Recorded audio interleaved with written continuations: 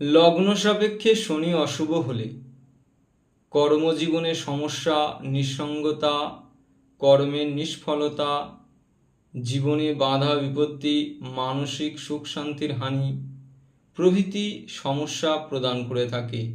এই সমস্যাগুলি শনির দশাকালে ও শনির সাড়ে সাতিতে প্রদান করে। অনেক জাতক জাতিকারা শনির এই কুপ্রভাব থেকে মুক্তি পাওয়ার জন্য পাথর বা কবচ মাদুলির প্রতিকার করে থাকে। সব থেকে সোজা প্রতিকার, যেটা শনিদেব সন্তুষ্ট হবে, আপনি বিলাসবহুল জীবন ছেড়ে সাধারণ মানুষের মতো জীবন কাটান, ধর্মের পথ অবলম্বন করে চলুন, সৎ হয়ে থাকুন এবং ধার্মিকতার পথ অবলম্বন করে অসহায় গরিব মানুষকে সাহায্য করুন। শনিবার করে কাককে অন্ন বা ভোজন করান।